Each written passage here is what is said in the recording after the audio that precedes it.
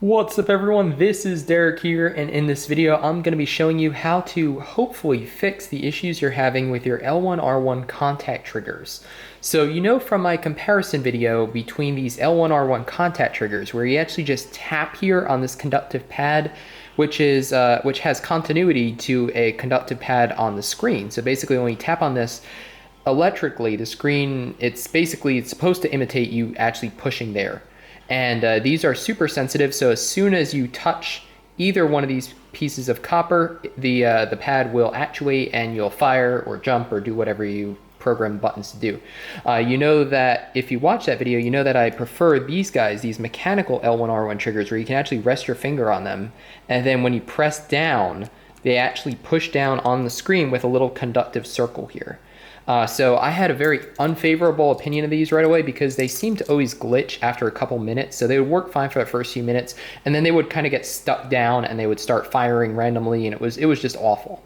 So basically, one of the commenters, one of you guys actually recommended was if you're having problems like that, in order to get your screen used to them, what you do is you actually turn off your phone. So we're gonna go ahead and turn off the phone. You can see how fingerprinty it is because I've been playing, unfortunately. That is the way it goes. And I'll go ahead and I'll tap on the fingerprint reader on the back of the phone there and just turn it back on.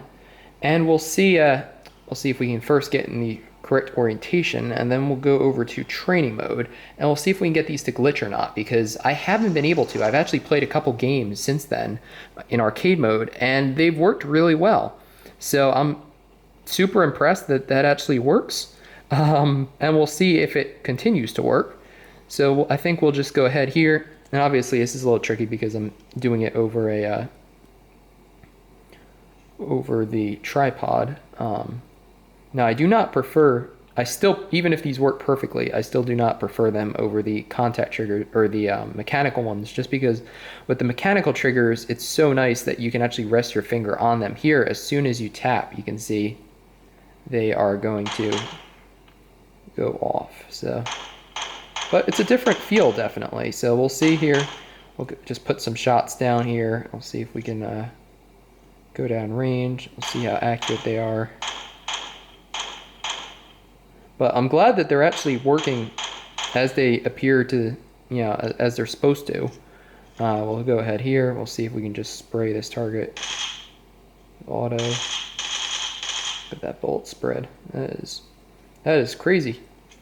All right, we'll move around here. We'll shoot back this way. Shoot at this target. So you can see here that we'll go single shot. They don't seem to be super accurate as far as single shot if I'm tapping quickly. All right, so I've been messing around for the last 6-7 minutes now, and so far, no issues. So far, left trigger still works. Right trigger still works. I'm still not huge on the feel of them versus the mechanical ones because I like being able to rest my fingers very close to the trigger and then being able to spam it. Oh, there's a guy.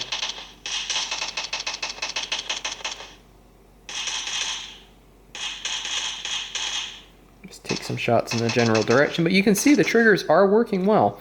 And like I said before, the way to ensure that your triggers do work well is that you install them, you put them on your phone, and then you turn your phone off. Whoa, look at that guy flying. So basically, by turning your phone off and then turning it back on with them attached, oh no, yep, he's done for. He basically, by doing that, what you're doing is you're getting the screen, I guess, used to the fact that they're sitting there, and then it registers them as normal versus thinking that there's some, foreign thing. I don't know. It's interesting. It's not something that I thought would have helped fix the issue. However, I mean, this is proof that these are the same two triggers that I was complaining about in that previous video, saying that, they would always kind of just stop working after a couple minutes. And here we are, probably about 10 minutes or so in at this point. This guy's gonna climb that mountain. Yeah, he is.